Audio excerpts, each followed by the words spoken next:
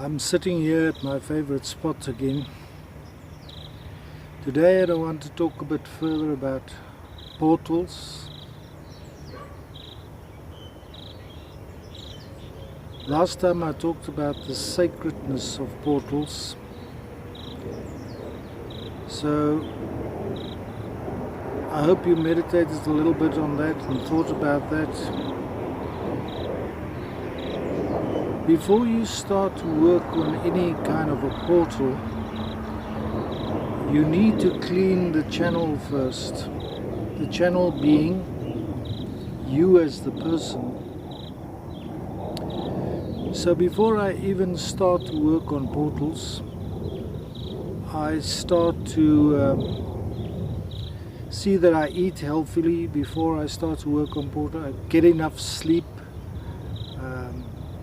get enough exercise, a bit of yoga, do a lot of meditation to just cleanse your channel, your body. When I go into my studio or out in nature with my piece of wood that I want to activate as a portal, I see to it that I cleanse the area of my studio. I cleanse when I go out in nature.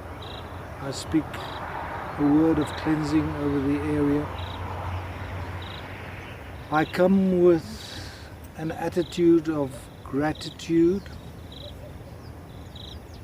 for having the privilege of activating this portal.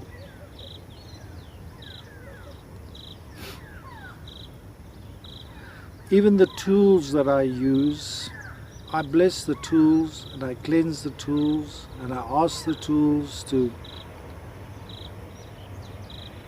become one with me so that I may truly be an open channel towards the universe, towards activating this portal. Sometimes when I take a piece of wood, I hold it in my hands and I start listening.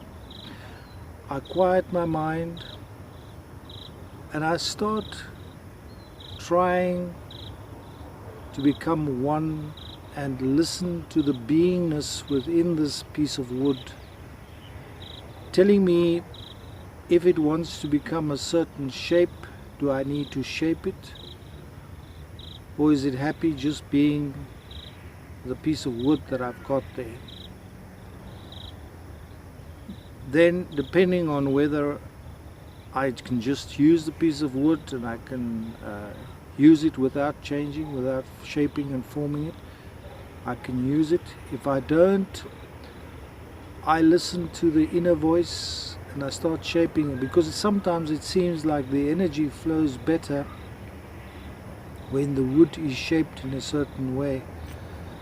Depending on the type of wood, when it's a very hard wood, it's obviously much more difficult to shape it, like a Mopani wood, which is extremely hard.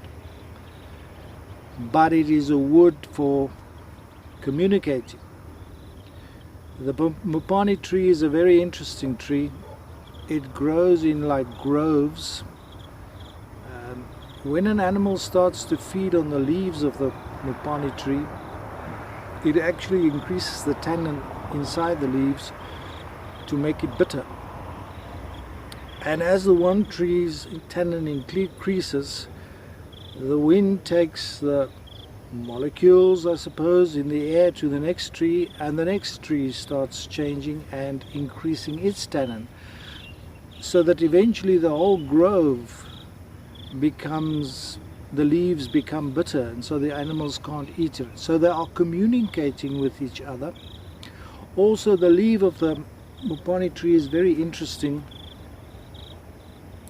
It's got like two leaves like that, and when it gets very hot during the day, it starts to close so that it can conserve moisture.